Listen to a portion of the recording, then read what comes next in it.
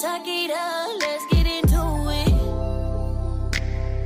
Cause if we were real, it ain't about the music, yeah. Know what I want when I want you, yeah. When I'm pushing upon you, yeah. When I'm pleading and feeding, all that I know is I need you, yeah. Ooh, and I'm so sorry. I was just really trying to solve it. Like you said, it's not in the words, it's all in the action. And I can't take this pain, please don't be reactive. What am I supposed to say when you feel about a couple hundred different ways? And I can tell you about 1 to 5 today, but they might change it. Not this way, you might not see.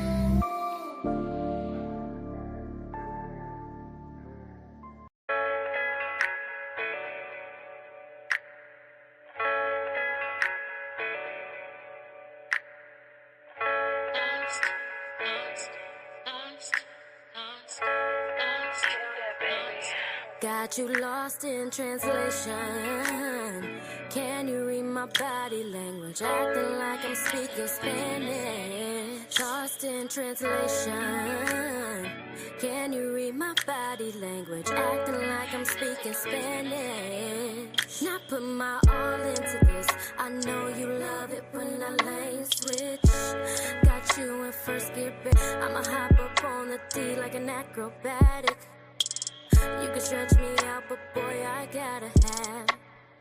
Put this thing in drive, and that's right. We ain't gotta tell nobody. I'm yours for the night. You're my little secret, and that's how we should keep it. Got you lost in translation.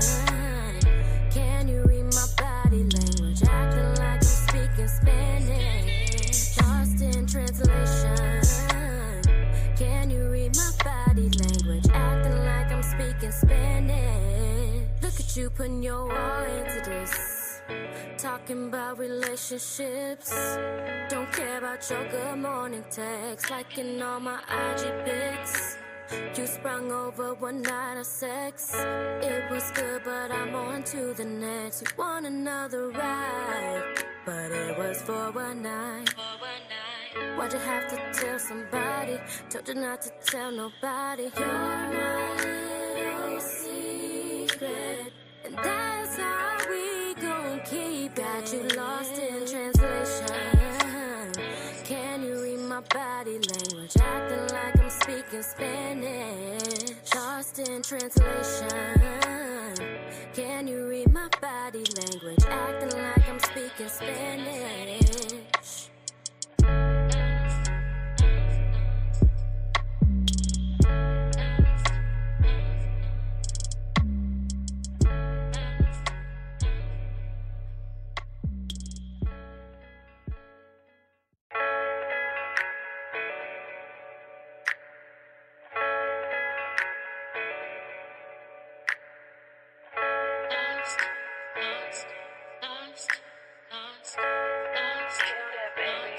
Got you lost in translation.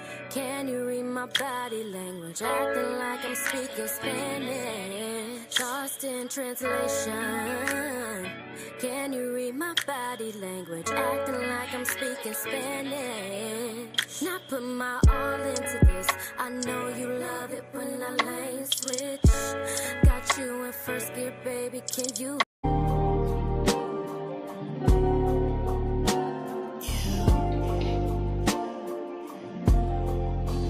You smell so good.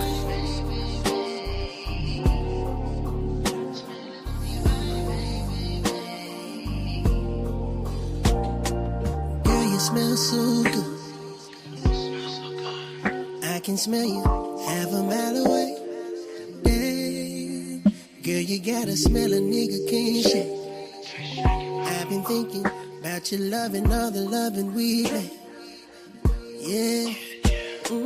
Girl, let's take it to the back room. Time to make our bodies in tune. Smelling like Chanel all over too. Hard to get the smell up out of you. Ladies love me, time to get cool. I'm a mutt, but I'ma be smooth. Entertain is what I'm trying to do. Licking up your neck, smelling your perfume. Can't deny it, babe. Never try while I'ma try it, babe. I'm just trying to get inside it, babe. Just so I can smell your perfume. Got you going crazy. Promise I'm not like the others, babe. Leave your sin all on my covers, babe. Just so I can smell your perfume. In your lingerie, Dolce and Gabbana on you, babe. Playing Twister with your body, babe. Just so I can smell your perfume. Get you comfortable. Baby girl, you smell incredible. Girl, it's time to get compatible. Just so I can smell your perfume. Right. Tell me why you're so far away. Dang. Girl, the way you're smelling got me so shook.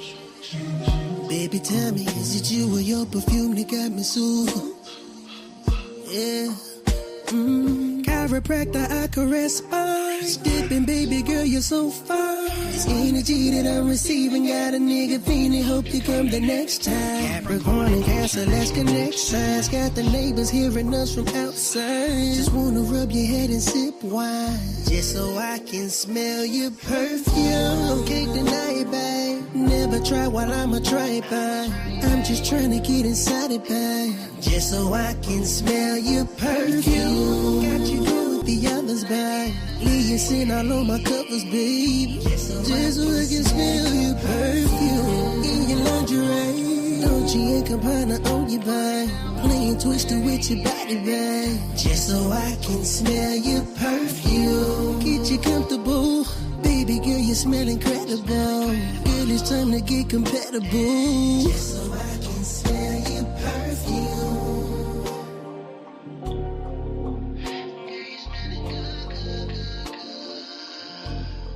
Smell your perfume.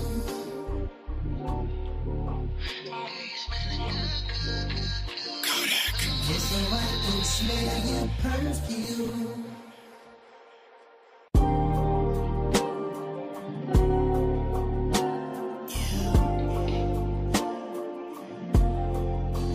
You smell so good.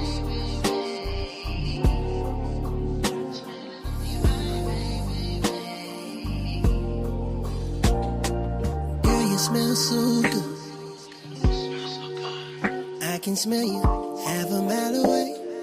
Yeah. Girl, you gotta smell a nigga can't shake. I've been thinking about your loving, all the loving we made. Yeah. Girl, let's take it to the back room. Time to make our bodies in tune. Smelling like Chanel all over too. Hard to get the smell up out of you. Ladies love me, time to get cool. I'm a mutt, but I'ma be smooth. Entertain is what I'm trying to do. Licking up your neck, smelling your perfume. Can't deny it, babe. Never try while I'ma try it, babe. I'm just trying to get inside it, babe. Just so I can smell your perfume. Got you going crazy. Promise I'm not like the others, babe. Leave your sin all on my covers, babe. Just so I can smell your perfume. In your lingerie, Dolce and Gabbana on you, babe. Playing Twister with your body, babe. Just so I can smell your perfume. Get you comfortable. Baby girl, you smell incredible. incredible. Girl, it's time to get compatible. Just so I can smell your perfume right. Tell me why you're so far away. Dang, girl, the way you're smelling got me so shook. Baby, tell me, is it you or your perfume that got me so?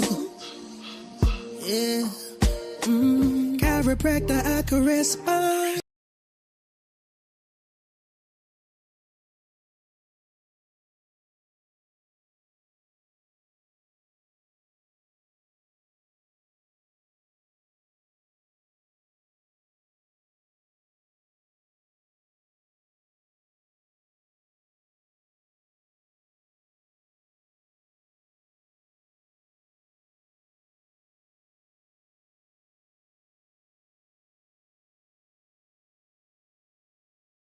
Emails.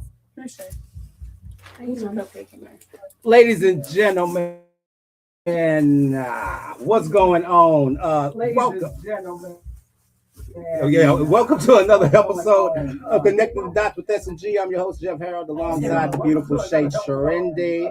And yeah, it was a little delay, so I'm going to run it back one more time. Ladies and gentlemen, welcome to another episode of Connecting the Dots with S&G. I'm your host, Jeff Harold, alongside the beautiful Shay Sharendi. It is December 10th, 2025, Wednesday night. You know what that means. We have some icons in the Bill did. You feel what I'm saying? Now, first and foremost, they start talking about Freaknik, so I was already sold.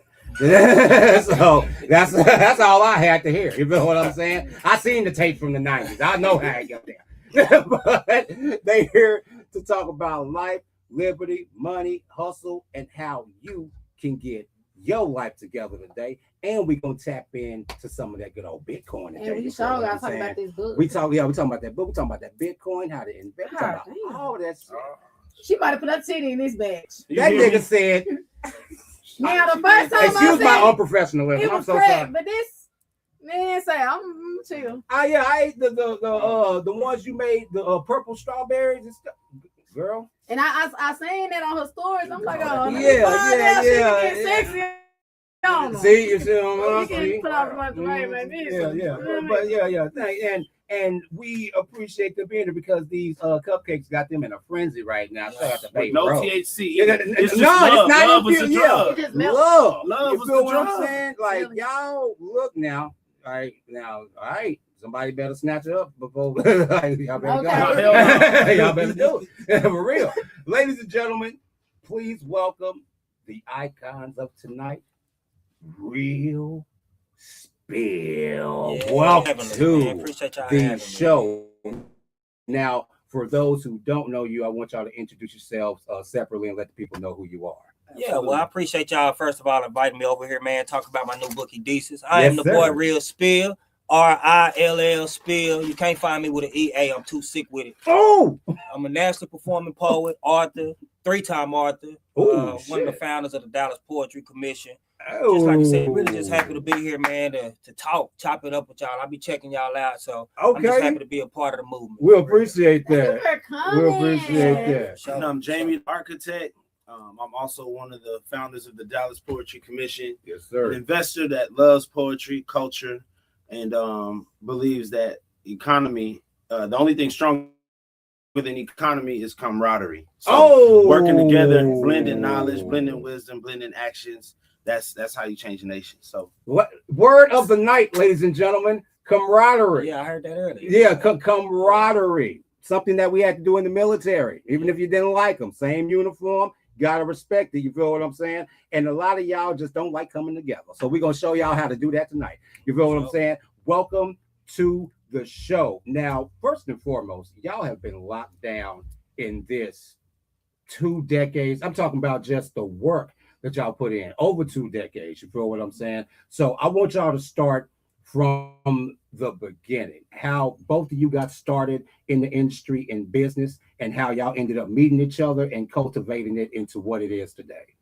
Yeah, that's a good question. People ask me that all the time. You know, I didn't grow up. I'm not one of those naturally gifted writers. You know, Yes, I didn't grow up literary. schools, anything like that, man. Poetry came to me through life. I love that. You know, I went through some things, you know, as Black folks, we don't talk about mental health. We don't talk about our mental enough. Come on, talk about you know, and when I wanted to go to talk about it, I didn't have safe places to go. You know, I was always told, boy, be quiet, you know, this, that, and the third. So, you know, that kind of made me turn me into a person that went to crime, went to drugs, used sex as a crutch sometimes, you know, to get out of that rut, you know. But when I went through a divorce, congratulations. You know, I talked to God, you know, and I was like, where can I go with this? You know what I mean? But before I blow everything up, you know, it's hard losing a family, losing loved ones. It's life is hard. Yes, it is. You know what I mean? But poetry gave me a way, an outlet that I could deal with life. I could come back some of the things that I was going through. You know, when I pick up a pen, I feel powerful. I feel like nothing can stop me. I feel like, you know, me and getting what I need to get out can't be silenced. It can't be muted. You know what I mean? It gives me a certain type of freedom. Yeah. You know what I mean? So when I found poetry, it became like a drug to me. You know, I'm a Capricorn, so I'm really focused on. Yeah, man, I'm really focused on them damn Capricorn. You know, when I wanted to be a hoe, I was the best hoe. When I wanted to be, you know what I mean? That's just. You know what I mean? Like if I'm a hustler, I want the whole thing. I'm taking the trip. I'm Frank Lucas. You know, that's just how that's just who I am as a person. So when I started doing poetry, it became a drug to me to where I couldn't even go to work no more. I couldn't do all the things that normal people could do because I had to have that hit. I had to have that fix, you know, and that was me writing. And so when I wrote my first book, I was real big talking about my mental health struggle. And how I was able to overcome it. So my first book was called Mostly Misunderstood, the poetic memoirs of a manic depressive. You know what I mean? So I talk about my struggle with mania. And, you know, I heard you talk about it earlier. You talked about narcissism. Not only is that narcissism, but having a false sense of who you are is also a mental health issue. Yes. It's a mental health issue. Because when you're manic, people think it's just a downslide. I'm manic. But manic is high and low. Man, my shit is on paper. You know what I'm saying? Yes, like, bro, yes. Yeah, and I didn't even realize that I was going through those things until I was in college, just pledged my fraternity. You know what I mean? And it had a lot of built up stress. If you ever pledged, you know. Hold on now. Who did you play? Who we play? Blue and white, baby. 5 Beta 6. 5 Beta 6. The only way 5 to go. Beta. Yep. Way to go. Blue 5. You be stepping into it? I did back in the day. Back in the day. Yeah. Got into an incident on college campus to where I put my hand through public property. You know, broke the glass. They wanted to suspend me, but through my the reason I could stay in school was I had to go through counseling. And when I went through counseling, that's when they diagnosed me. They said I had the traits of bipolar 2 and things like that. And it was just and it was so embarrassing to me at that time because this is the early 2000s, before mental health and health is wealth and all that was cool. You was looked at as something different, you know, when you was diagnosed with things like that. So I didn't know how to deal with it. So, you know, like I said, I used drugs, sex, a lot of different things that I abused in this lifetime because I was running away from myself. You know what I mean? And that's what it be. You feel what I'm saying? It's like you have this thing that's up here and you know what it is, right? Even back in the day, 30s, 40s, 50s, when people had mental issues, they didn't have no diagnosis for it. Right. They didn't have medicine for that stuff back then. So if a family member was crazy back then or whatever like that, they were just crazy. Right. And as time went along, you know, there became ways to cope with it. But what people don't understand about us, you know what I'm saying, Black people, you know what I'm saying, brothers and sisters, a lot of us, we don't really go talk to anybody, or we really don't want to take no because we don't have nobody to talk to. You feel me? So we gonna talk to. Either people gonna do this, or they gonna get the pen. It's like a wannabe millionaire talking to somebody that doesn't have anything. You see what I'm saying? I'm explaining that to you. How can you tell me you right? How can I get somewhere if you never been there? Boy. You feel me? So that's what I'm saying. So it's like, who can you talk to? If your mother's mother hit it, your father's father hit it, your cousin, so who can you talk to? So like I said, my release was when I finally found that pen and that paper. You know what I mean? It opened up what this world really meant to have freedom. Because as black folk, we don't really have freedom. Well, you know, I grew up right around the corner from Section 8 up the projects. And when you live in those situations, that's not free. You're not free because you can't have your daddy come in the house. You can't have baby. You got to have certain. So you are programmed from the beginning as black folks to be under a certain type of rule. We don't look at ourselves. Now we do. It's becoming better. But as we grew up, it wasn't black billionaires. It wasn't bosses. It wasn't things to where they say you can have your own. Right. We looked at the basketball stars, the football stars. You work hard. You go to work every day, and when you finally make it, you might get to management. You either work and you go to school. that's what This right here, I just want to chime in on that for a second because you said that you say things that are controversial sometimes, and you know Capricorns, we're famous for that. Right, we're gonna hurt your feelings, but it's really because we love you. Yeah, one just broke my heart. Right, and I don't know what you did, but I did. Oh hell, you know what? No, I'll continue. Well, we gonna talk about that later. Y'all got me messed up. I was talking about actually, maybe halfway. What I did, it was you, bro. But it's okay though. It's okay. So there's a lot of different elements. Like we use the word poetry, but really. It's epigenetics is the real word. Okay, well, what's that? And epigenetics is the power that your words have over your own DNA. Okay, this is deep. And so the self-healing component of writing your emotions down, organizing it, seeing it, and storing it somewhere outside of yourself, right? That it literally reduces the amount of pain that you feel in your body and in your mind about that because you know you got it out. The second level is when you share that. When you share your words with someone else, that also gets it out of your soul. But the third part of it, where it starts to feel like destiny, is when you speak for somebody else who went through that same thing. Because a lot of trauma is actually quantum. That means you in a room with 17 motherfuckers that experience sexual abuse. You in a room with people who have felt that same tier of pain frequency-wise, right? And the people who get a chance to hear that, who's too scared to write it down, too scared to even think it, and definitely don't want to say it to nobody. The fact that they even heard it articulated in an artful manner, that helps them too. We've had people cry at shows. Real quick, hold on. Just before you go too far into it, that's really what the book talks about. The Edesis process, right? The Edesis process, a lot of people are like, man, where you get that word from? What that mean? I don't know. You know, Edesis is the process that snakes go through when they shed their skin, right? And there's a whole process. People think the snakes just wiggle around and the skin falls off. No, it's a whole process the snakes go through, and real similar to what women, from a kid to a young lady to a woman, from a kid to a young man to a grown man, you really should go through the Edesis process. And you know, it's a shedding of the skin. I was just about to say mental and spiritual shedding. It's a shedding, because when you come out of those things, you can't just stay in it. And see, that's what I was doing before I had poetry. I was staying in it. We talk about trauma and things like that is because it takes generations sometimes to get rid of trauma that you might go through. You know, I found out a lot of things in my life. I've had family members turn their back. I had a lot of things. That's what I was talking to this young man earlier about. He was a football star. You know, and it's like you can't share your dreams with everybody. You can't share your thoughts and your processes. I had to learn that the hard way. Yeah, no matter how much you love and how much you care, because people will take that for granted. People will take that and use it against you. You know what I mean? Right. Or they'll use it as a power tool, right? That's and we're talking about freedom, right? So freedom is like you have to get rid of all that old shit, because that's what I had to do. I had a lot of anger from what my parents, what my aunts did and things. And if you gotta watch them Christians too. You got to watch those Christians too, because I went from being religious to spiritual, and I got closer to God when I left the church.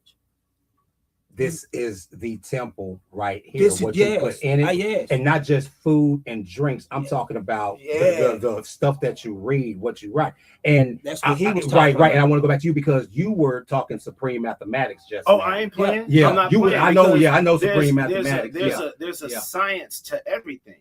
Right? There's a science to being happy. There's a science to healing. There's a science to communication. There's a science to relationships. There's a science to sports. There's a science to communication.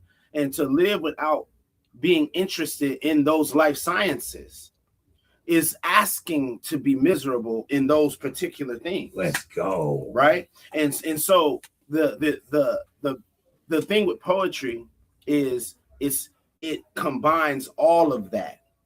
It combines all of that into one thing. When I came into poetry, it was the same thing. Most poets start off as emotional journalists. Oh, you're documenting the different things that you've experienced, and even when the wind is blowing and the hurricane winds and it's branches and shit, you're like, I'm still going through this shit right now. You're still trying to get the message out to the people who need that information about how to weather that storm where they're sitting. Resilience. You see, so absolutely, there's that resilience component, and then from there, there's the connection and the networking component. There right? we go. And through that networking, that's where you get a chance to figure out who you are in energetic alignment with. When we connected, it was instant. Mm-hmm. It wasn't like this long drawn out process. It wasn't like I literally said, oh, that's my brother right there. That's it. Yeah, because that happened organically, because I'm not scared of greatness. I'm not scared of being around other great people. You see what I'm saying? Say what happened when we first met? Yeah. You feel me? And instant. I don't think y'all were here, but we started working with each other August of 2024, right? First episode, room is thick.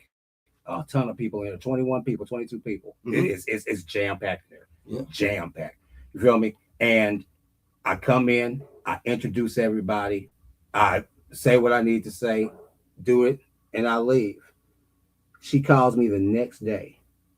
She said, you ready? I said, ready for what? She was like, oh, we got another show tonight. Oh, we have another show tonight. Okay. So I knew what it was then. Mm-hmm. A few months later, January 2025, I'm signing to own half of this company. Mm-hmm. Because she believed and she trusted. Because she wasn't intimidated by your greatness. And that's right what there. she always said. That word is way more important than any other word in the English dictionary, belief. And this is why. Yeah. There's a book I read called The Biology of Belief by Dr. Bruce Lipton.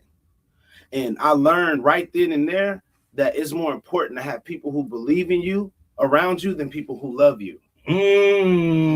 Once you swap the people who love you for people who believe in you, that's when your light off. If you love me, you'll kill me. Because sometimes it's tough. It's not easy to do that. And the main thing is sometimes a person can love you but still have the audacity to hurt you or distract you.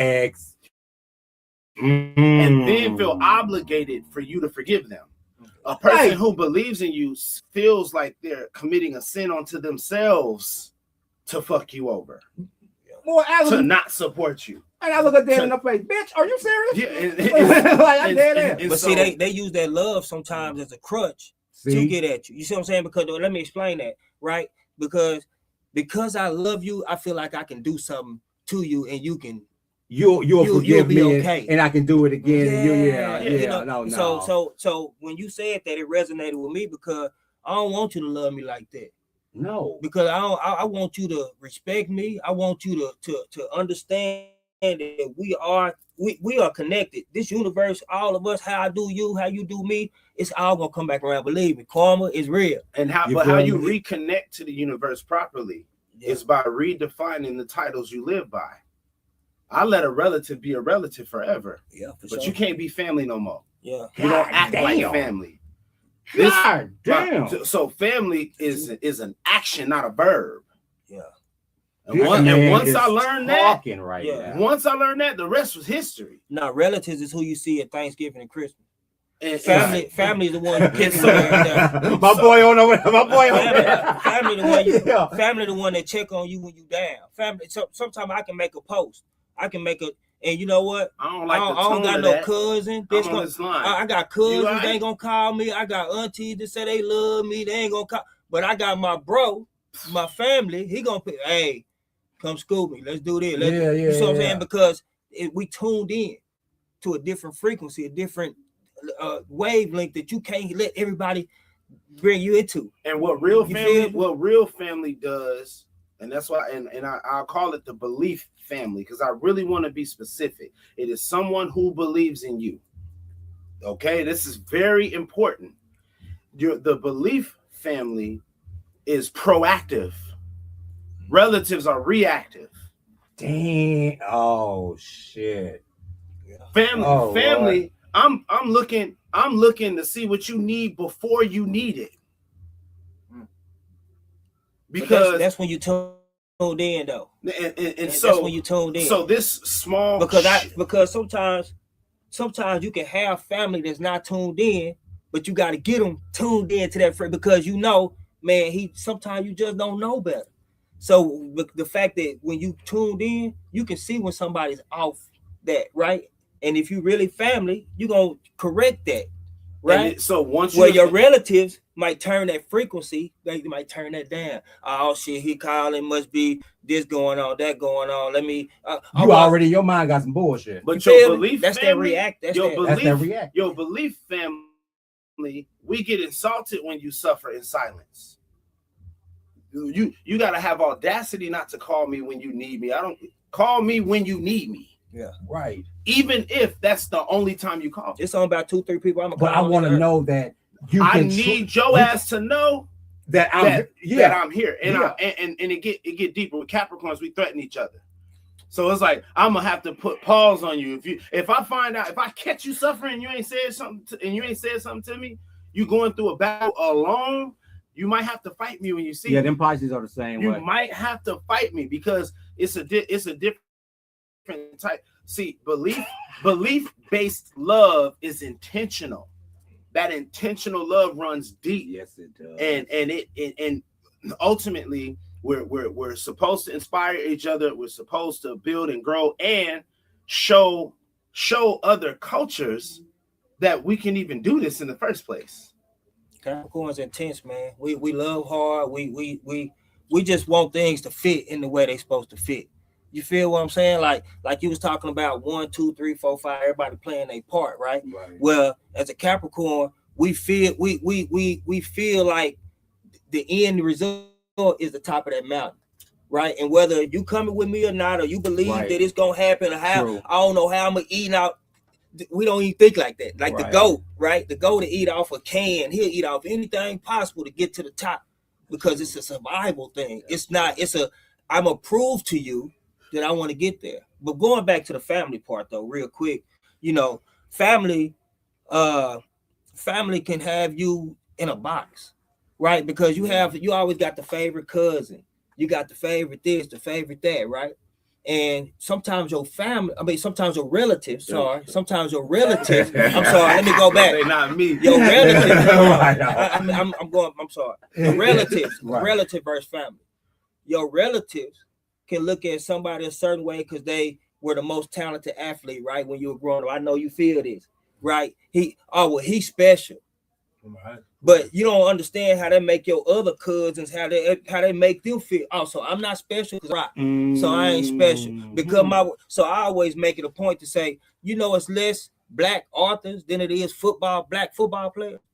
Damn. You see what I'm saying? So why we celebrate one thing, why in our culture we don't celebrate something that's even more rare? Because it's literature. Because it's not throwing it. See, so we got to get out that mindset, and that's where family come in and say, "Hey, bro, do you?" So we met through poetry. Now I lived on Southside Chicago 14 years. Southside Chicago. I never met him in Chicago. Shout out to Southside Chicago, man. Shout out to Chicago. Both my baby mamas from Chicago. He said both my baby mamas from Chicago. I paid $20,000 to Chicago. But it's stay out 64. Stay out 59th and May. This man wow, bro. But throw it to you out there. But that's one of the things too. When you develop a relationship with language, it starts to expose things to you. You can really start hearing the people around you telling you the truth that you used to ignore. Ooh.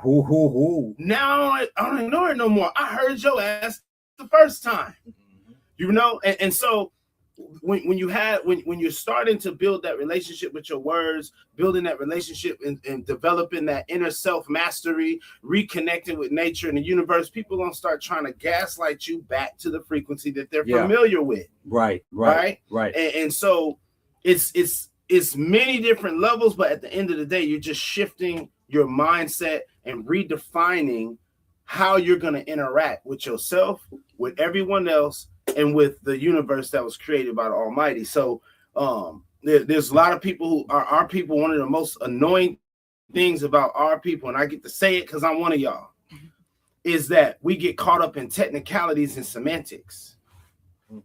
We get caught up in if you Muslim or Christian or Jehovah's Witness or if you spiritual, when we're all talking about the same motherfucker that created the sun, the moon, the stars, rivers, and oceans. Right. That's who we're talking about. So I've seen Black families get into it when it's time to pray over food. Because this person said Allah, or this person said the Most High, or this person said Jesus, or this person, again, the technicalities and semantics. Don't you bring that devil stuff in my house. You know, but right? Check this out. All of them got an iPhone, and the iPhone go by a different name in every country. Come on, man. And there ain't nothing to argue about there. Come on. You know, so when studying what it takes to really inspire our people, it's about taking like keeping a buck, right? Mm-hmm. You gotta keep it a buck. I've been saying that shit, right? You gotta keep it funky about what's here. What's the difference between love and lust? Do you even know? You know, and so all of these things come together to create the life that we experience, and ultimately it's going to align you with higher things, or it's going to align you with things that you don't want to be connected to. Sometimes you're in a relationship with somebody because you're broken and you need somebody to heal you, but you didn't tell them that. So low key, you gave him a Christmas present with a fucking bomb in it. God damn. Damn, I didn't even think about it like that. You done ambushed this person. You basically ambushed this person with all this shit you knew that was going on with you. Trojan horse, but you didn't have the courage, or you was too much of a coward to allow for that person to go and be in a healthier situation. Oh, shit. So for the people who do understand like zodiacs and shit like that, Capricorns, we get called narcissistic a lot. And I want to explain something. I'm spiritually and energetically narcissistic. And ultimately, what that means is I refuse to acknowledge lower frequencies under any circumstances. And this is the benefit that comes from that. Your brain, when you understand neuroscience, is taught to feel. We're gonna lighten it up, man. Cause we're gonna lighten it up. We're gonna talk about some other shit today too. We can lighten it up. Cause I see we got people coming in and out. We're gonna lighten it up on y'all. I'm sorry. We can lighten it up. We're gonna get Jamie a podcast. Give y'all. We're gonna lighten it up on that. But I know how y'all do it on But just know we're gonna lighten it up a little bit. Just know we can go there with life sciences and all of that. But either way, the bottom line is we're taught negativity. If an Asian girl walk in here speaking in Mandarin and call you a dumbass nigga, you're not gonna feel anything because it's a different language, and negativity should be a different language to you. That way you can move and live. Shay, what you got on your mind over there, girl? You been quiet. What you got? But before you say, okay. But if an Asian did walk in there, I just ask where the kimchi at. That's what I do. If you just got tuning in, welcome to another episode of Connecting Dots with SG. I'm your host, Chef Harold. Alongside the beautiful Shay Trendy, we have Rill Spill in the building. And when I tell you the first 15 to 20 minutes of this interview, five. Like, impeccable. Now, I want to jump into this Bitcoin thing real quick. We're going to go back to life and liberty, but I really want to jump into this business stuff, you know, and me and Shay always have conversations about, you know, what we should invest into to kind of, you know, and I watch those things a little bit because I'm trying to go political in the next few years. So I'll be trying to watch that kind of stuff, right? When it comes to Bitcoin, now I do remember this. There was a video of a black guy on YouTube. This had to be in 2008, 9, whatever, right? Mm-hmm. And he said, all it takes is $1 for Bitcoin, right? Mm-hmm. $1. Mm-hmm. And then fast forward years later, Yeah. I ain't seen that black man since. He probably living on an island somewhere. So talk to us about what Bitcoin is and what it means for the black dollar. So Bitcoin, first off, again, I'm speaking from experience. Right. So there's a lot of people who might have opinions and things like that, but I made my first $1 million off of Bitcoin. And you can be a copycat. You just got to copy the right cat. So in the beginning, oh shit! In the beginning, when I first heard it, I heard it from somebody who came from a family of investors, and they said they was going to do it, so I just copied them. And the simplest way to understand Bitcoin is it's just a digital asset, like an email that you own, and when you send it to somebody else, they own it. Okay. So it's a real simple thing when you're learning about it from someone that's not trying to sound smart. Your inbox is your wallet. In Gmail, you got an email in there, you got some Bitcoin, metaphorically speaking. And that particular digital asset is based on supply and demand. The amount of people that are buying it and spending it at any point in time. And some folks want to know if it's still a good investment at this price point, and it is. Bitcoin, has every reason to be $1 million for each Bitcoin, but there's other digital assets that are out now. And really, what digital assets are is a way for you to control your goddamn money. And for people who've made 50, 20, 20, 30,000, 40,000, you don't really get a chance to see how funny the banks can really get with you about your own money until you start hitting these thresholds and start asking them to send those wire transfers of 60,000, 70,000. Once you get into those conversations, that's when you figure out the power of a digital asset, because I don't have to ask nobody to send it from one place to another. Right. I'm in full control of that asset, and I receive the full benefit of that asset. When you put your cash in the bank account, they get to trading it. They give the money to Elon Musk. They give the money to all of these Fortune 500s. They give the money to them and won't give you a loan off of your own damn money. So here you are investing in an institution that don't give a damn about you, and that'll close your account in a heartbeat if they don't like one transaction. So digital assets gives you sovereignty over your wealth. And then you get to dictate how you distribute it, what you want to use it to do. And honestly, if you even want to bring it up in the first place. With mostly everything else, they're tracking every single dollar. They're only tracking it to figure out how to tax you on it. Right? That's the American way. So when you're in an economy that's designed to financially enslave you, you gotta start thinking about things that can help you, get out of that situation. That's that freedom thing I was talking about earlier. Yeah, and ultimately, start thinking global. If you go to other countries, what if you're not able to use the US dollar to pay for shit? Right? You gotta have assets that other countries around the world is gonna accept too. So think global but act local. When it comes to Bitcoin, go to your Cash App, buy $10 fucking. It's like you can't drink a book about water. You have to try the shit. Say, yo, right? You can't drink a book about water. So for are there advanced strategies for buying it and holding it and things you can do to do wild things like buying a new house and things like that? Yeah, but if you don't take that first step, the other parts of the conversation don't matter. You can't say you want to be in the NFL because you tossing the football in the air and catching it by your goddamn self. Right? That's not gonna get you into the conversation for real. So you gotta start somewhere. And what I tell people to do is just look. I ain't giving you financial advice, but I'm giving you my opinion based on experience if that has value to you.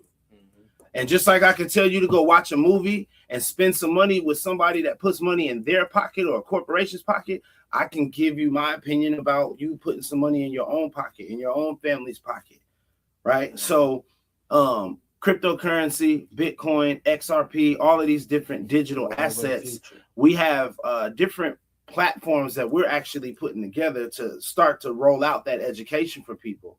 And we want you to do simple shit like how to buy a pizza puff with Bitcoin. Right. How to buy a Sprite.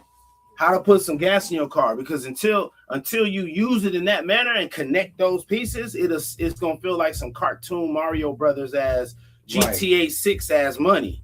It's not going to hit you until you eat it, until you drive on it, or until you wear it. So we do got platforms that we're putting together for people to get educated on that, and hosting workshops and different things like that as well, where we're giving them more information about that, but not just Bitcoin, stocks too. Right. You know, stocks and bonds and annuities, and what are these different types of accounts? What should you be using them for? And I mean, for me personally, it's all reparations. If you pay attention, it's reparations. When you buy stock in Walmart and shop at Walmart, you getting some of that money you just gave them back, but you got to have the stock to get it back. If you bank at Chase and you paying fees to Chase, you need to own some stock in Chase so it'll cover those fees that you pay in the bank with them. It's almost like giving Caesar's things to Caesar so you can give God's things to God, which is your time and your energy. Yeah. Even the people who work for Uber, if you work for Uber, take a little bit of your payments, buy some stock in Uber, and now you get paid twice. You can do the same thing with Instacart. You can do the same thing with Costco. Yeah. But taking a different mindset about it, anybody you gave $1 to, any corporation you gave $1 to, owe you. Think about it like that. Who owe me? And then take a notebook and write that down. Target owe me. Walmart owe me. Holiday gas station owe me. Netflix. Sprite owe me. Netflix owe me. Amazon. That nigga Junebug. That's how you gotta look at it. These folks, they owe me. And ultimately, you're as you begin to just put $1 into every single corporation that owes you, you got some people that's super paranoid. So you say stocks and their brain just goes somewhere else. They gonna steal my money. I'd rather finesse somebody for some money than to buy some stocks that are. Why would you triangle scheme?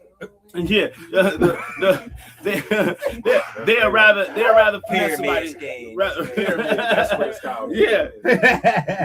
But the whole time, if you look at your life, there's evidence everywhere of what you should put money in. What do you like? Right? If why the fuck haven't you? The iPhone is almost $2,000.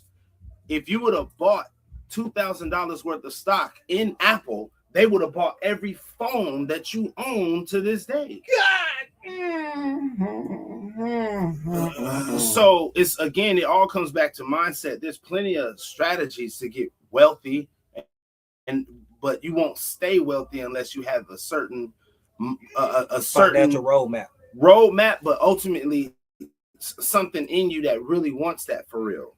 So whether it's digital assets, stocks, bonds, physical gold, none of that shit is going to work without discipline. Right. You don't need credit really. You need discipline. Mm-hmm. And then once that discipline become a habit, you're going to look up like, oh, okay, damn, I was able to pull that off, you know? So she talks about that all the time. Discipline. Yeah, absolutely. Discipline. Gotta have it. Yeah. Discipline. Yeah. And that discipline, that consistency, you just put $10 away into stock or $10 away into Bitcoin. Every time you get paid. Every week, just do it as a habit.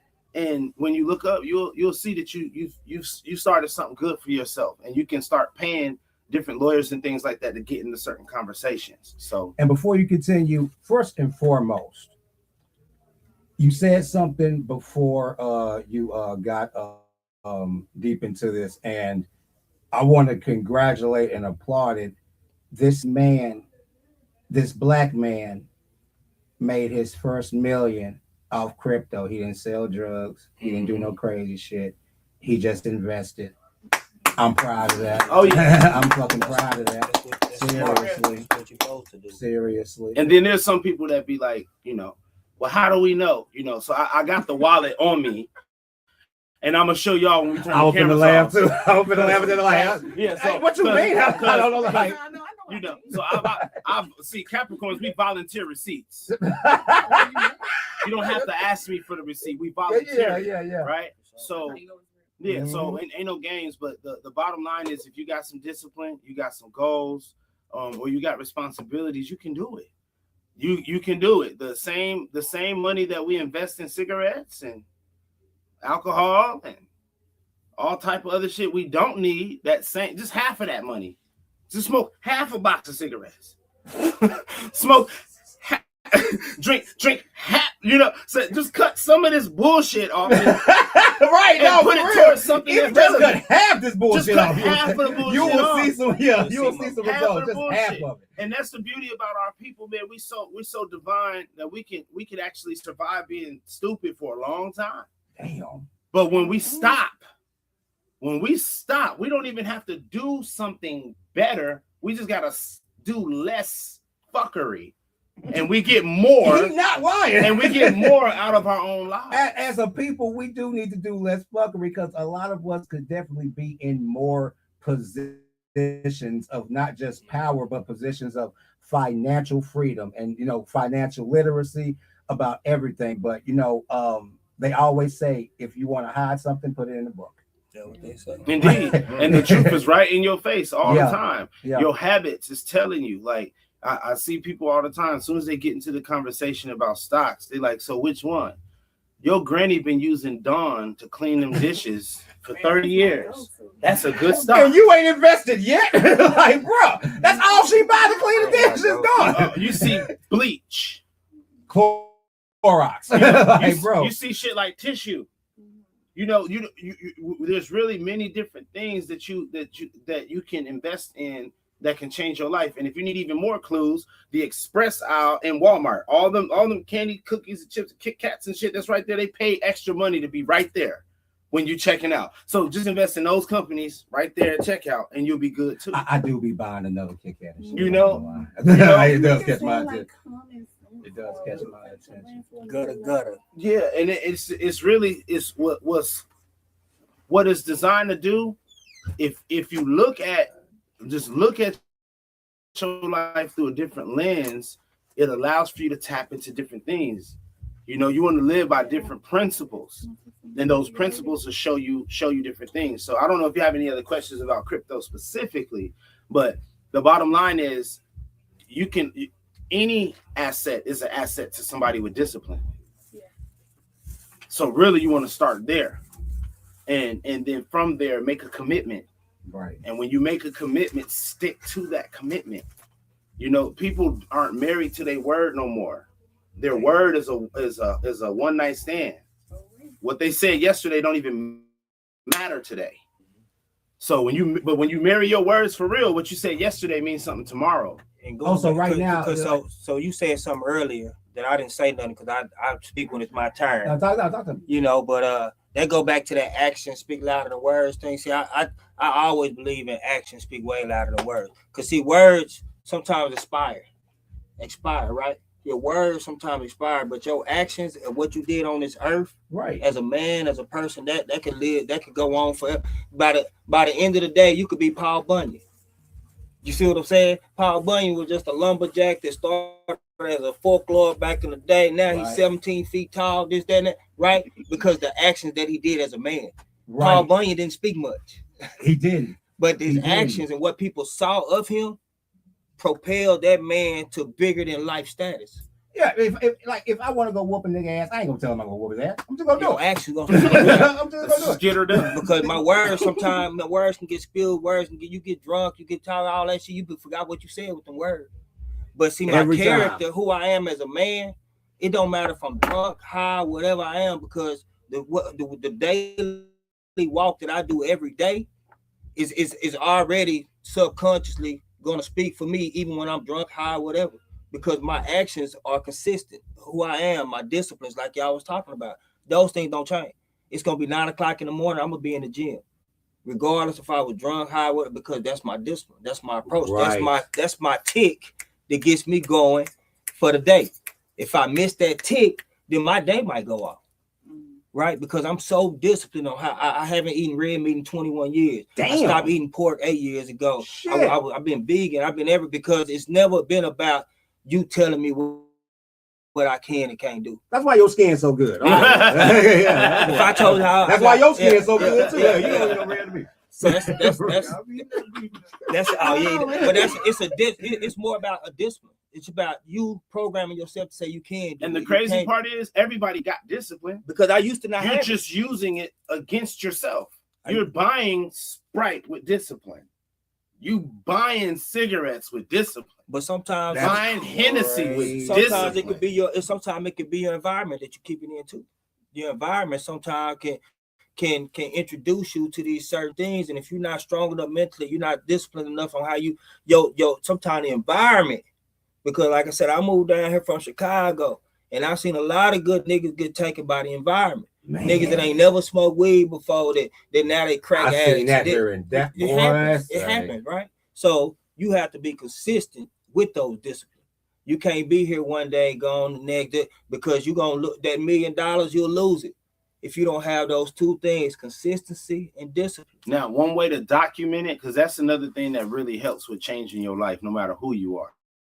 Literally writing down what you say you want, and then creating a time frame that you're gonna work on it, and then making a small commitment that you can do every day that goes towards that. Right. And then sign that shit, and then bring it to somebody who you fuck with, and have them co-sign it too, so that they can hold you responsible for what you wrote down. It's kind of like having a gym buddy, somebody that helps you in the gym to keep you on your shit. Having somebody who is gonna keep you to your word is going to help you greatly. That a person that's like that is someone you keep around you forever. That's going to hold you to what you said. So this clear skin person right here, like I'm going there, she holds me accountable for every single thing. And I'll be honest, sometimes it doesn't piss me off that she's holding me accountable. It's like, damn. But I know internally, like, no, I have to do this. There's a reason why, because she sees something. Absolutely. And you know, this is the thing to even simplify it even further. Everybody hate a cheater, but you're cheating on yourself when you walk away from what the fuck you said. But you take it serious when it's sex, though. With this approach right here, see, I like this dynamic because even though she's a powerful person, yes, she letting you get it out. And see, sometimes you just need that person like that, you know, because she could clearly hold the conversation. She could be in front of the camera, but she's allowing you to be able to grow in who your greatness is, who you are. You see what I'm saying? When I first started, so I love that dynamic between when she first heard my voice, every interview after this woman didn't say a word for 6 months. She didn't interview. She just let me go. She just watched. Jeff actually started in Hollywood, and then went, I don't know. And came down there independent. So like it was a lot of something like, Jeff, you cannot do that. I was really on some prima donna shit. I'm stuck in Hollywood, LA mindset, but she broke that. You was humble enough to grow from that. She broke that, and I grew in a whole different manner. You feel what I'm saying? For the better. After the military, I had some struggle years, and I had jumped in the radio in 2020 at GFN Radio in Mesquite. And before then, in the military, I was doing some work even then out there in South Korea. You feel me? I did a fight scene in there and got my ass kicked. But I got my ass whooped by like 12 Koreans. But like, that's neither here nor there. But that's neither there. But after I got signed to Paramount for about 2 years, the filler show fell through, and it was a point where it was just like, oh God, what am I gonna do? I had to move back in with my grandma. I had to shut everything down. You know, God King Corporation, put that to the side. I'll deal with it later. Let me figure this out. Right. I start working with It's a Rap TV in March of 2024. Okay. Shout out to Larry Luciano. Yeah, I know that. Larry Luciano brings me to Shay Trendy, and he says, look, his voice, I think, you know, Shay wasn't even looking for no co-host. She wasn't even, because you know, I had started out talking about fucking, because you know, long run, I did. Yeah, because you was over there, you was at Allure. You was over there at Allure. I really want a husband and a white yeah, long run. in DeSoto, yeah. So yeah, so that's when I started off. And I was like, Jay, like, girl, you know, too many people. You gotta start, you know, touching the kids. So I was like, damn, let me change some stuff up. And Jeff got that voice, like, yeah. That's what I call him. With the voice, he's like smooth. He that relative that everybody. He sound like that one relative in everybody's family. He looked like that one relative. That one everybody's family. I am the Wayne Brady in my family. I tell you that, right? I am the Carlton in my family, bro. I say that all the time. But what I would say is like I appreciate her resilience and understanding, but also letting me know that you gotta shed this. You gotta stop doing this. Whenever you listen to the strongest woman in the world, you're gonna evolve. Because the insight is coming from melanin, right? And a lot of times people, they hear that word, but they ain't went to buy none before. I'm gonna share it here, bro. Man, he done interviewed some greats, like prime example, like DJ Papa Run. He done interviewed Half Pint. That's my guy. And when he started talking, they like, what the fuck? I'm like, how y'all doing this? All y'all niggas on the radio. Like, I mean, he had all them like, hold on, wait, you really good? I'm like, Pint, for real? Like, for real. And the fact that when he really tap in, he gonna take off. Right. I tell him this all the time. And He you know, tap in. right. And that's what that deal that both of y'all were talking about, that spiritual acceptance, like she has had me tap in to so many different things that I knew I had, but I didn't know where to bring them. But only our women has that CAT scan for us. They're the only ones who can X-ray us like that to help us unlock that inner greatness. Because when they see the God in you, and they're gonna mine and dig and drill until they get to the oil. They're not gonna stop until they strike oil when you allow them to. You know, black women are not for weaker nations because they're designed to perfect you, not to compliment you. They're strong in that. There's a very big difference. Oh, yeah, you just showing me your podcast. They just got to come to one of our poetry shows. That's it. We got y'all tap in with Jamie Wynn, man. This Rill Spill over here. That Jamie Wynn. Still got on Instagram. Yeah, still got. I'm unnecessarily deep at all times, so I use big words all the time, every day, all the time. So don't follow me if you don't like to read. The Deal God on Instagram. So what else y'all got for us today, man? What else you got for us? I actually want you to tap into this book. Yeah. Sure. Let's talk about this book. On this book, you got. Yeah, man. I put a lot of hard work into this book, man. I worked on this book for 2 years. You know what I mean? Fighting, wanted to get it published through a real publisher. I went independent on my first couple books. So the fact that a publisher picked me up on this one, it was real big for me. So I appreciate y'all. That's why I say I'm happy to be on the show to talk about the book because that book means a lot to me. You know what I mean? Like I told you earlier, poetry helped save my life. You know, I went through a lot of shit.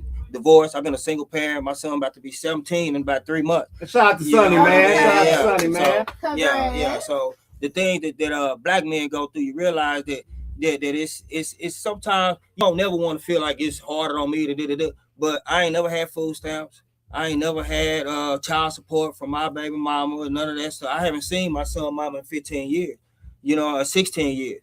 You know what I mean? So a lot of and I've had child support put on me. They come to my job, put it on me. You need to do a class on that. And I salute him for that because especially if that was a woman right there. That, you get what I'm saying? Oh my God. So it's the same shit. Like, he had no assistance. Bitch, you ain't give me no child. Excuse me. You're not giving me no child support. Like, man, you don't get no freedom in the courthouse. You don't get. I've been arrested for. I had a lady try to kidnap my son. You know what I mean? And I got arrested because I went to go because when the police pull up, all they see is a black man trying to abuse this black woman. Yeah, and they assume that the kid is hers. God! So I've had the red beams. I had 8-9 red beams on me for my own son because I'm trying to. But if I was a woman, I would have been in a newspaper for protecting my child from this crazy black man. Like how white people gonna be in the news. So through my book, I wanted to talk about how you go through these things and you crawl through, you slither through the dirt. You know what I mean? And you got two choices. You can either slither and die, or you can reinvent yourself and create something new, something better than it was before. So the thesis, I was literally looking for. It took me like a year and a half to find a title for the book. I didn't even know what I wanted to call the book. Mm-hmm. But I asked God. I was like, man, what word? What I just want to have a word, not a phrase, not a sentence. I wanted a word that described what I had been going through, and this word came out of nowhere. Ecdesis. I'm like, what the fuck? What's this? Like, so I went to go look it up, and the word meant the shedding of a skin. You know, from the Greek word ecdesis. You know what I mean? It talks about reptiles, reptilians, things like that go through this process. We call it shedding, but the actual process is called ecdesis. It's the actual process they go through because it's nature already has it for this snake how he gonna live and how he gonna get rid of, because they slid up at the lowest of the lowest. They go through the mud, the dirt, and everything. Just imagine crawling on your stomach for years and years and years and not being able to get rid of those parasites, get rid of the 10 miles down the road, just carry all of that access throughout your life. But God already had this plan for the snake, the reptile, to say, this is your process, how you gonna survive, mm-hmm. This is how you live. Because it's hard to live with parasites. It's hard to live with trauma. It's hard to live with drama. It's hard to live with shit piled up on you. It's hard. I tried that rap. Life already be fucking. I tried that rap. I tried that rap. I ran for so long from my mistakes, my problems, my situation. When I turned around, I had a mountain of shit that I had to complete so that I can get to the ground level. I had to just start shoveling shit. You deal with it. You deal with it. But when I dealt with it, it was heavy on me. It was heavy on me. And I didn't know how I was supposed to deal with it now. It's like, damn, I was a fuck up. I did this, I did that. Now I'm the first one that got to be arrested in my family. My daddy a pap. You start feeling some kind of way when you turn around and you did. When I was running, I ain't had no conscience. I was running with no conscience. I was like, you was running. I was running like that with my head in the wind, and I ain't had no problem in the world. But as soon as I turned around and I seen all the shit that had compiled on my life, man, it was overwhelming. So I contemplated suicide 3 times. You see what I'm saying? Because the world was so heavy, it's easier to give up sometimes than it is to face all this shit that you have piled up in your life. So this book talks about how I went through the shit. You see what I'm saying? The first poem in the book is how I had to kill my old self. And it talks about how I stalked them.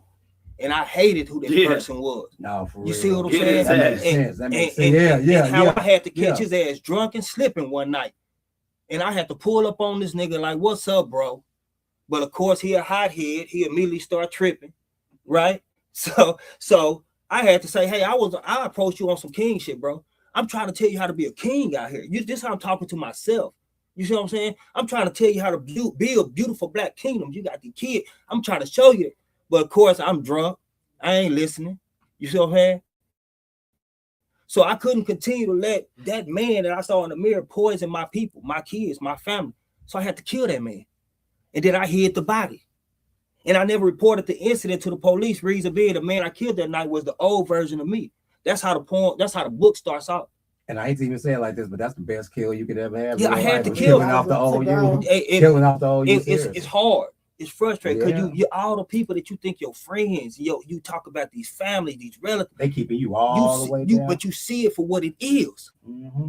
Because it was when I was at my lowest, I could only talk to 2 or 3 people. I ended up being homeless, lost my house through my divorce. And I just woke up at the park one morning, and I drove all the way to Illinois because I was in Texas. I drove all the way to Illinois. During the you kept the baby and you lost the fucking house through the pandemic. Yeah, I had to put my son with my mom and dad. But I drove to Illinois during the pandemic because I woke up out of a sleep and just started driving. Because everything, like he said, it's an energy with me. It's when you tapped in, it's like this ain't your ending. This is your beginning. You see what I'm saying? I ain't really start living till I was almost 40. And see, a lot of people actually, if you notice, a lot of people really don't hit that high point in their careers until about between 36, 40, 41, 42. And I think that's because a lot of times they say that you're supposed to do this in your 30s, and maybe this in your 20s, this in your 30s, and you're supposed to be here in your 40s, but everybody's life is different and it doesn't pan out some like people, that. Some people can have the highs of 22 and have nothing at 40. Well, there's energy too that plays a role in that, and around 39 is when Jupiter energy come in and starts helping you with some of this shit that was very difficult before that. And it's just, again, back to that life sciences thing, and in nature being an ultimate guide on how to do anything. The butterflies turn into, before a butterfly becomes a butterfly, the caterpillar had to become liquid. Let's talk about it. Right? So everything that you look at in nature shows you this becoming process. Trees tell you that you got to be selfish first before you bear fruit. Right? But our people have a hard time being okay with being selfish when it's your time to do that before you start giving fruit to friends and family again. So whether the fruit of your hand is a book, whether the fruit of your hand is a business, whether the fruit of your hand is sharing your talents and skills, everybody's gonna have to go through that process. And so after that first poem, it talks about you killing yourself, and then you got to find your new self. Right after that. Saying? So after you've killed that, then who am I? What am I gonna be? Right? And so the book, it basically is just walking through this process. The third poem talks about love and how I found her. And because you can't really find love, you can't love somebody else if you don't love yourself. That's real. Thank you. I thought love was like 9 inches deep in a woman. I just thought that was love. You know what I mean? I'm just telling you. That's it. Wait a minute. Now, it is not lying, y'all. Wait. It is love. It is lovely. It's lovely. See you, boy. But through that thinking, as a young man, put me in more trouble than I needed to be in. Right? Because when you're a kid, you're not a man till you get some. Right. Or you're not cool till you get your. You just what I'm saying? Right. But man, I wish I would have stayed abstinent. I would have stayed abstinent. You see what I'm saying? Because I love my kids. But before my kids, and the sex part put me in more trauma than me just being the man that I'm supposed to be, walking in that light, feeling that same energy. Because once we interject ourselves into a woman, I know how powerful that is now. Before that was just I was just doing it. Johnny Appleseed. But see, when you become the story of Johnny Appleseed, boy, I love that story too. I'm like Spades. I got 4 in a possible. You know what I mean? But I'm just Spades 4 in a possible. I ain't got tested on that one yet. But I'm just saying. So the book, man, honestly, it's not only about the process, it's just about what you. So by the end of the book, it talks about the reemergence of the man, the swagger. I don't want to go nowhere if I'm not looking good. I don't want to be, because I don't want to project struggle. Right. I want to project the fact that you can go through this shit, not stay in the shit, rebuild yourself, and then sustain some type of credibility for yourself. Right on. And that's what these DCs do. The snake don't tell somebody, I just came back from getting my new skin. No, they see it. That's true. They see it. So I don't want to tell nobody, hey, I did it. I'm going to tell you through this book. But when you see me, I carry myself, man, my mama proud of me. Even though I've been arrested, even though I've been divorced, my mama proud of me because she see the man I am today. You see what I'm saying? That's right. Not because the shit I told her I was going to be. And you gave her a chance to see. Right. You gave her a chance to see that man too, right? Because our parents don't really know what the hell we gonna get into. They don't know. But once you really show them that you don't know that you was a good parent until it do take about 40 years. 45 years. Let me see how you treat your wife and kids. Okay, yeah. So man, y'all check that out, man. No, we definitely will. It's on Amazon, it's on Kindle. You can purchase it, they'll deliver it the next day. Yeah, we need them links, player. Yeah, we definitely go tap into that. But before we wrap up, I want to continue this conversation. We'll come back for y'all. Yeah, I definitely gotta come back. Man, shout out to Yo Gutter, man. Talk about vision. Man, I met this man when he first started thinking about getting these studios. He used to do studio in the crib, upstairs. I remember. But the fact look at him over there. Yeah. The fact that he had a vision, man, I'm so proud of that dude, man. No, I remember he worked with Kevin Gates, and I said, man, I know you got some, man. I've been in Atlanta with that dude. I know already. So the fact that I walked in and I seen the Gutter Gang sound, man, I know it's not Gutter Gang podcast, but man, I want to shout out to Gutter. Oh no, we working now. We working with Gutter. I didn't want to be stepping on toes, but okay, so talk about Gutter while he's in the room. We actually have a Gutter Gang series coming very, very soon. Okay. I'm actually glad that I've been in the building with him and for a little minute. I'm glad I finally get to actually link with him and get some work in. Phenomenal guy. So we trying to make it real big. Like he ain't even get he always been about what he said he was gonna be about it. So that's why I'm proud of that dude, man. A lot of people talk, a lot of people come and go. He could have been gave his vision up, through the bullshit that I know he went through. So the fact that I know he right here, man, y'all make sure y'all show that boy some love, man. Because it ain't too many real ones out there. No, we love Gutter. I want to say that. And before we wrap up, I want y'all to tell the people if they're trying to work with y'all, if they're trying to get some financial advice, if they want to know more about financial opinion. Y'all online. If they want allegedly, right? If you want my financial opinion, I got you. And let them know exactly where they can find y'all on social media to get at y'all. Well, we got Deal God, so at Deal God, DEALGOD. God is involved in all my deals. I want you to know that's the magic sauce. And then on Instagram, on Facebook, you'll find me Jamie Wynn L. Yes, I am a Moor, but I'm not a moron. So don't get to ask me about. I love that. I love that. There is a difference. Yeah. And, then we also got the Dallas Poetry Commission.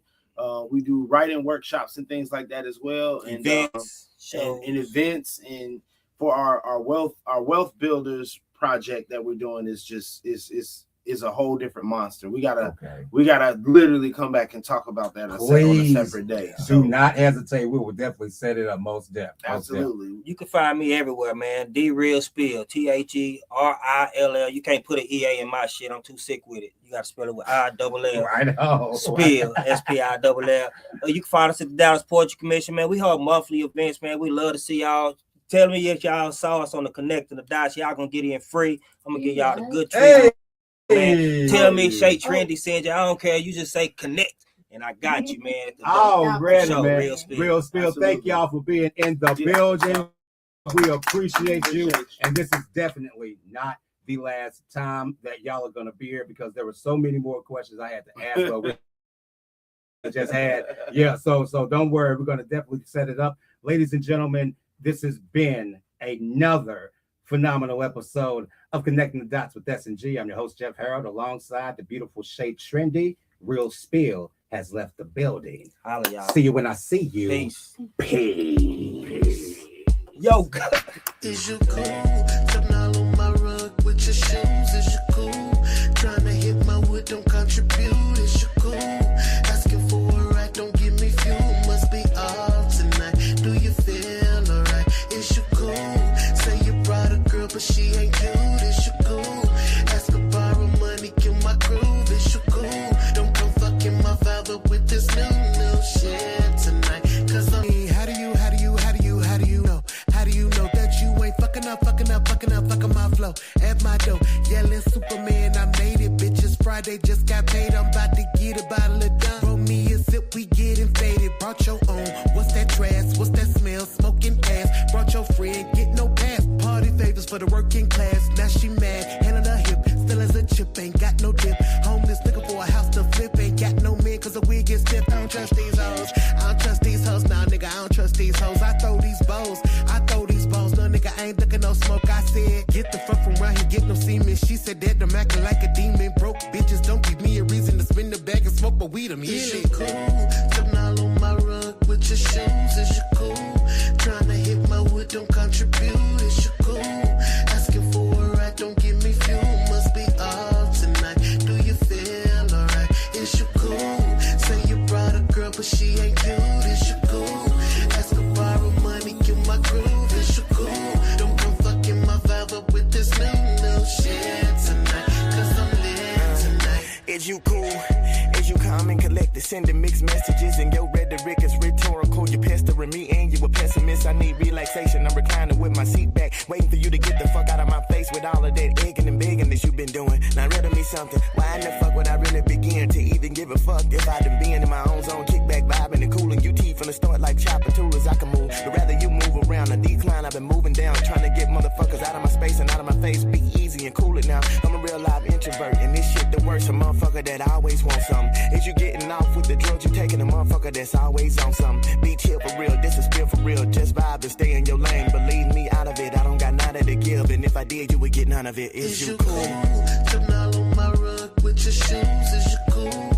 Trying to hit my wood, don't contribute. Is you cool? Asking for a ride, don't give me fuel. Must be all tonight. Do you feel alright? Is you cool? Say you brought a girl, but she ain't cute. Is you cool? Ask her borrow money, kill my groove. Is you cool? Don't come fucking my vibe up with this new shit tonight. Cause I'm lit tonight. I'm on my shit, I'm high vibing. Don't be wasting my time with your whining, grinding. Got your hands out like I owe you something. Look in your hands, what you holding, nothing. I'm on my shit, I'm high vibing.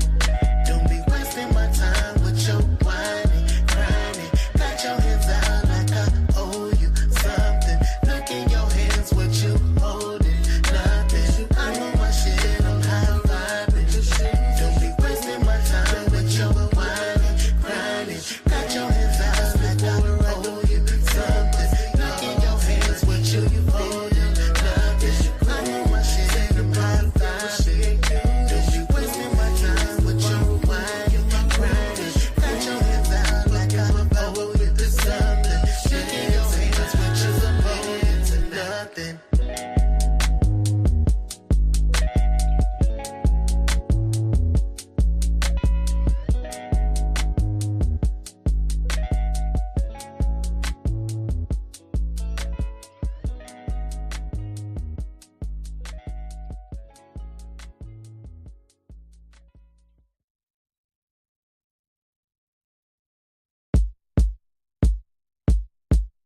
Is you cool? Jumping all on my rug with your shoes. Is you cool? Trying to hit my wood, don't contribute. Is you cool? Asking for a ride, don't give me fuel. Must be all tonight. Do you feel alright? Is you cool? Say you brought a girl, but she ain't cute. Is you cool? Ask her borrow money, kill my groove. Is you cool? Don't come fucking my vibe up with this new shit tonight. Cause I'm lit tonight. I mean, how do you know? How do you know that you ain't fucking up my flow at my door? Yelling Superman, I made it, bitches. Friday just got paid, I'm about to get a bottle of done. Roll me a sip, we getting faded. Brought your own, what's that trash? What's that smell? Smoking ass. Brought your friend, get no pass. Party favors for the working class. Now she mad, hand on her hip, still as a chip, ain't got no dip. Homeless looking for a house to flip, ain't got no man cause the wig is stiff. I don't trust these hoes, I don't trust these hoes. Nah nigga, I don't trust these hoes. I throw these balls, no nigga, I ain't looking no smoke. I said, get the fuck from around here, get no semen. She said that I'm acting like a demon. Broke bitches don't give me a reason to spin the bag and smoke, but weed them. Yeah. Is you cool? Jumping all on my rug with your shoes. Is you cool? Trying to hit my wood, don't contribute. Is you cool? Asking for a ride, don't give me fuel. Must be all tonight. Do you feel alright? Is you cool? Say you brought a girl, but she ain't cute. Is you cool? Ask her borrow money, kill my groove. Is you cool? Don't come fucking my vibe up with this new shit tonight. Cause I'm lit tonight. Is you cool? Is you calm and collected, sending mixed messages, and your rhetoric is rhetorical. You pestering me and you a pessimist. I need relaxation. I'm reclining with my seat back, waiting for you to get the fuck out of my face with all of that egging and begging that you been doing. Now riddle me something. Why in the fuck would I really begin to even give a kickback vibing and cooling? You teeth from the start like chopper tools. I can move, but rather you move around. A decline, I've been moving down, trying to get motherfuckers out of my space and out of my face. Be easy and cool it now. I'm a real live introvert, and this shit the worst. A motherfucker that always wants something. Is you getting off with the drugs you taking? A motherfucker that's always on something. Be chill for real, this is spill for real. Just vibe and stay in your lane. Believe me, out of it, I don't got nada to give. And if I did, you would get none of it. Is you cool? Jumping all on my rug with your shoes. Is you cool? Trying to hit my wood, don't contribute. Is you cool? Asking for a ride, don't give